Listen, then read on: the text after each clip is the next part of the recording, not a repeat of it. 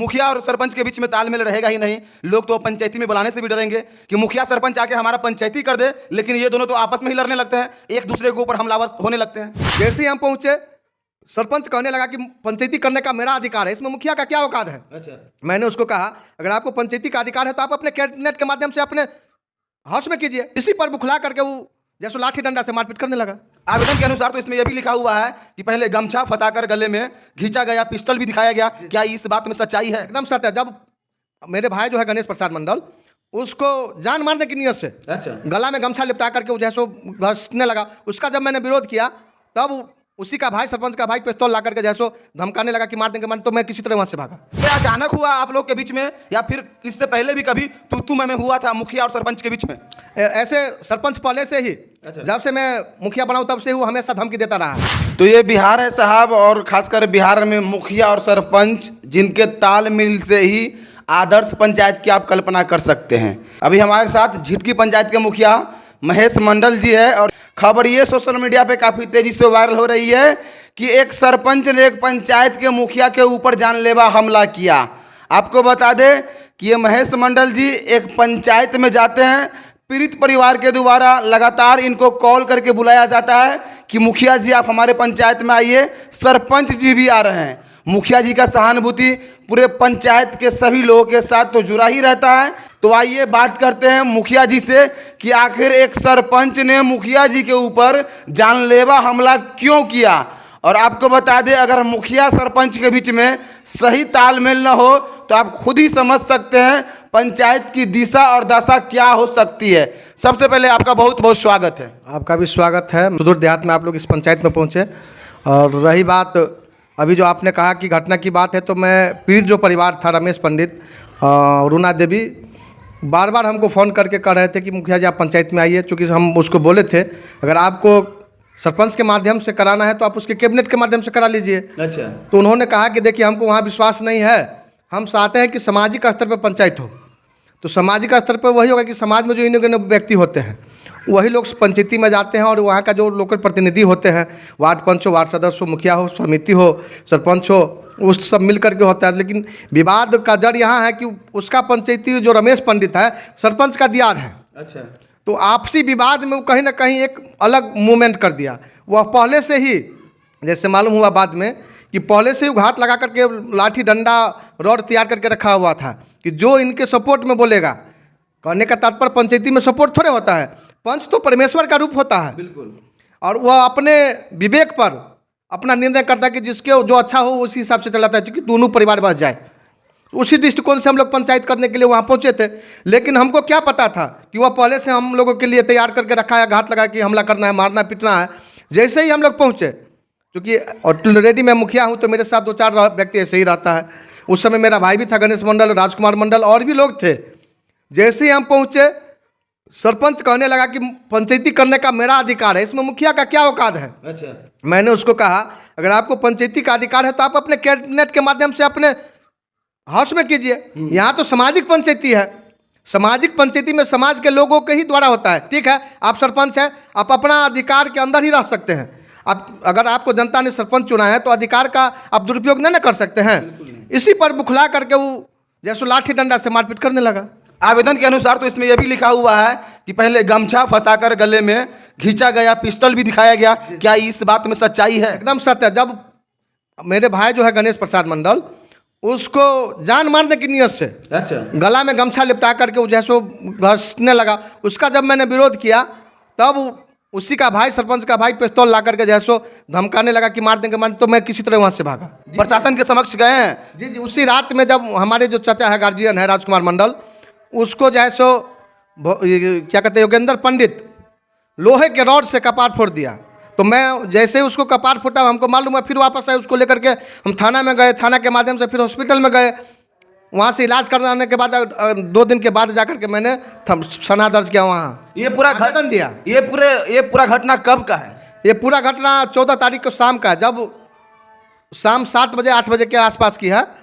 क्योंकि उस दिन मेरा कार्ड भी था, 4-5 गो कार्ड था, 3 गो बर्थडे का कार्ड था, एक द्वादशा का कार्यक्रम था। अच्छा, मैंने कपड़ा पहन करके, क्योंकि मेरा राजकुमार मंडल कॉम्रेड का उसी टोले पर उसका घर है, तो उसी को लेने के लिए आए थे।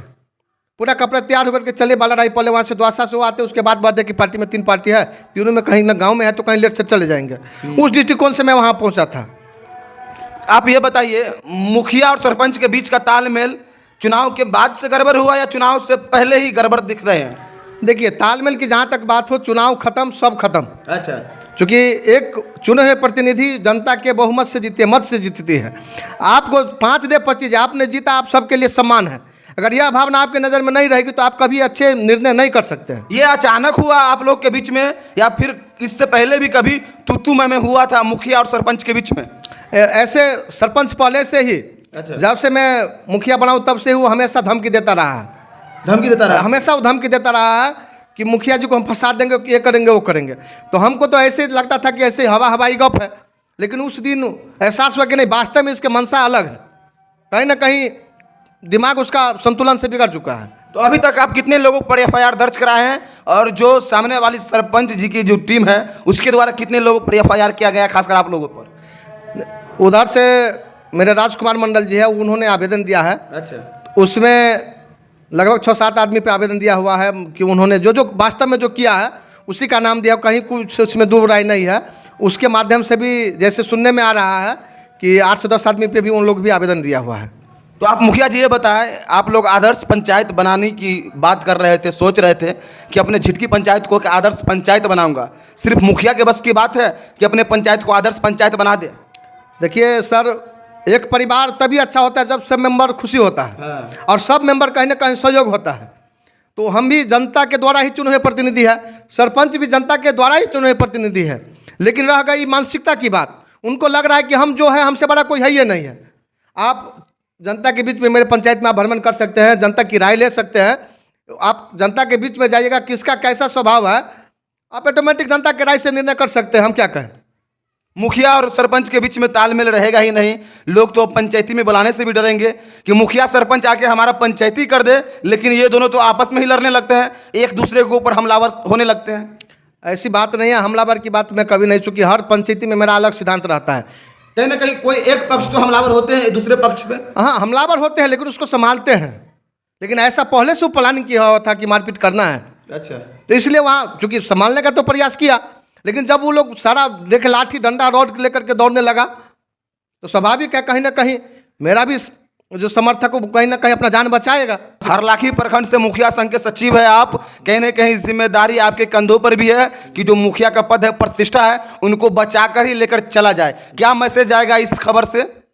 देखिए, प्रतिष्ठा तो बचाना ऑलरेडी ही है, लेकिन क्या करें, जब सनक जाता है तो उसको इलाज कराना जरूरी होता है, क्योंकि वो नहीं जानता है कि कौन कहाँ है, कहाँ मारने से क्या रिजल्ट आएगा। तो अभी सन की टाइप से है, जब से चुनाव में सरपंच उसको चुने हैं उसका बोली। अच्छा। आप जनता के बीच में रह लीजिएगा तो ऑटोमेटिक आज इस घटना के बाद एक भी पंचायत के जो आम जनता है, जनमानस है, उन्होंने लग रहा है कि नहीं, सरपंच इतना आतंक मचा दिया हुआ था कि लोग कह रहे हैं कि नहीं अच्छा हुआ, लोग कह रहे हैं कि अच्छा। हाँ, उसको अंदर जाना जरूरी है। क्योंकि अगर पंचायती में समाज के लोग चुने हुए चुनिंदे लोग नहीं जाएंगे, प्रतिनिधि नहीं जाएंगे, तो यहाँ तो दबंगता पूर्वक लोग चलने लगेगा। गरीब का भलाई कौन करेगा? गरीब इस समाज में अगर कोई गरीब जी रहा है तो कहीं ना कहीं एक पंच के बदौलत जो भाई हमारे मुखिया जी है, समाज के गणमान्य व्यक्ति है, न्याय हमको देगा, तो इसलिए पंचायती बैठाते हैं। अगर हम ही लोग में से एक दोगला निकल जाए तो अब क्या आशा लगा सकते हैं? गरीब का विश्वास टूट जाएगा, फिर समाज में जो दबंग रहेगा उसी का राज चलता रहेगा। जो भी घटना हुआ सोशल मीडिया पे काफ़ी तेज़ी से बात वायरल हुई, प्रिंट मीडिया पर तेज़ी से बात वायरल हुई, और आपको भी चाहने वाले बहुत सारे लोग हैं, पूरे हरलाखी विधानसभा में लोग आपको जानते हैं। इस बात को अब कंप्रोमाइज़ किया जा सकता है? जो घटना एक मुखिया और सरपंच के बीच में हुआ, खबर ये भी सामने आई कि सरपंच ने मुखिया के ऊपर जानलेवा हमला किया, पंचायत की बात को आप लोग कंप्रोमाइज़ करने के लिए तैयार हैं?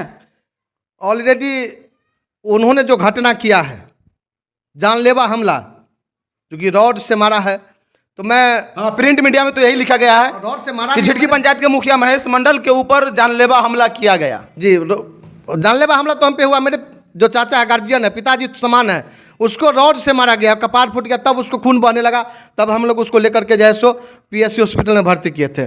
तो स्वाभाविक है जो आतंक करने लगेगा उसका पहले संतुलन करना होगा, उसको दिमाग से हटा देना कि हम राजा नहीं है, हमारा राजा जनता है, जिन्होंने चुना है।